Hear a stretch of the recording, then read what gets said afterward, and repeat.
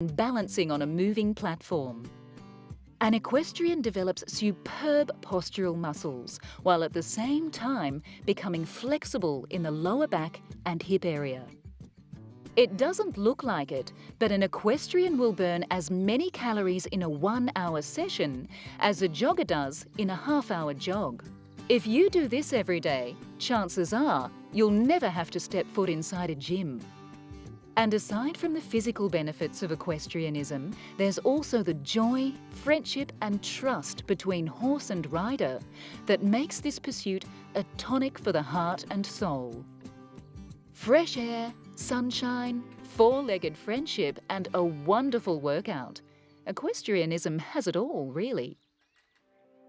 The face of eye disease is not necessarily an old one. Visual degeneration can happen at any age. But the good news is, if detected early, you may be able to salvage your remaining eyesight.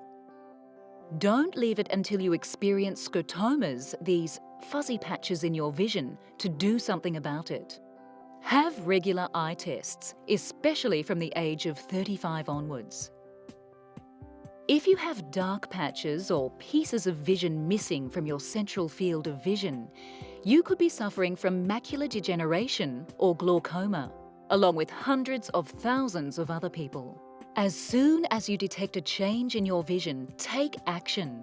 Don't just dismiss it as a sign of old age. You can't check the condition of your retinas at home in the mirror. A professional optometrist needs to dilate your pupils and illuminate them to get a good look right down deep at the back of the eye. It makes me feel very despondent to see them being led in by a friend or relative and to discover that they had a condition which would have been preventable by drops or laser treatment, and that now we can't bring back that eyesight and we have to register them as blind or partially sighted. Glaucoma is another disease that affects a fair percentage of the population. Diabetics, people who suffer migraines, short-sighted people, and people with a history of steroid use should be especially aware of this optic nerve destroying condition. There is no cure for either macular degeneration or glaucoma, but you can slow its progress with medicated drops, laser and surgery. It's best to keep your eye on the ball when it comes to the health of your eyes. Tests are pain-free and pay-free in most countries.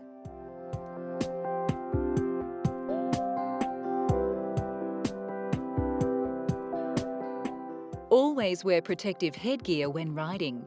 Your head may be 3 meters from the ground. That's a long way down.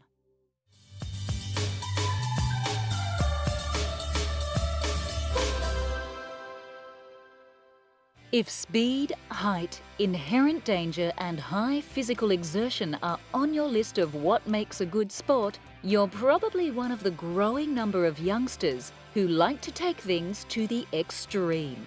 Forget Fuel TV, you want the real thing. But what makes some people predisposed to thrill-seeking and others quite happy to trot along on the treadmill? Genetics or sheer madness?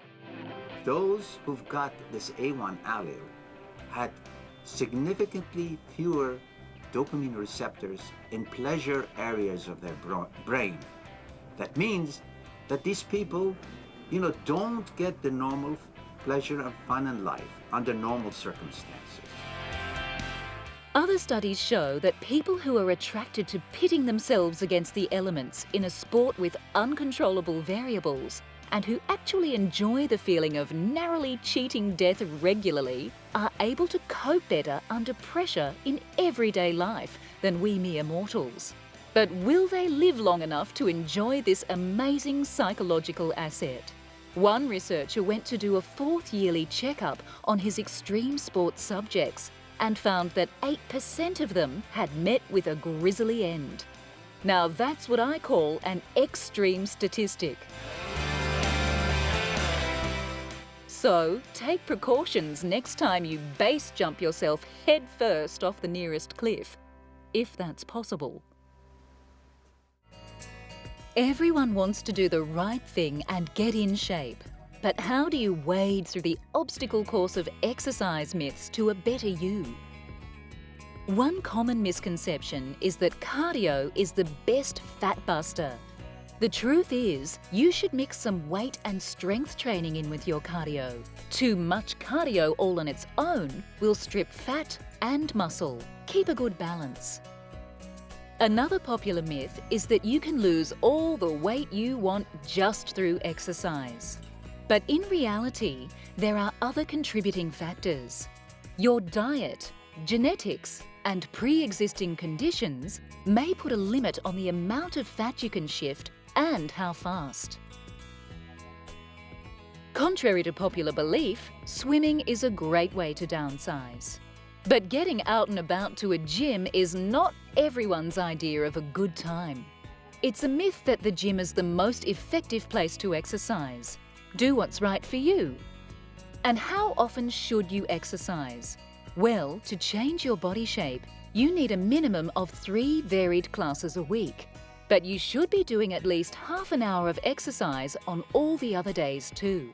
Consistency, nutrition, and a good ratio of strength to cardio training will bust the fat along with the myths. Breathing the delicious aroma of essential oil not only sets the mood for relaxation, but may also have amazing benefits for your physical health. According to a recent study from the University of Southampton, oils such as lavender, thyme and tea tree are very effective at killing off dangerous bacteria. Almost 100% effective. E. coli and golden staph just can't survive in the presence of these powerful plant oils. The essential oil industry is coming along in leaps and bounds. Now, due to new technology, fewer harsh solvents are being used in the extraction process.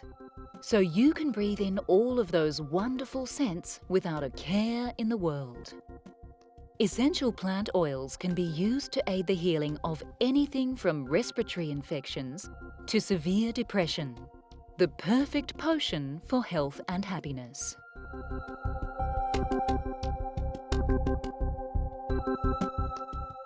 Silly exercise gadgets don't come with a professional instructor who can correct your posture and technique. You get what you pay for.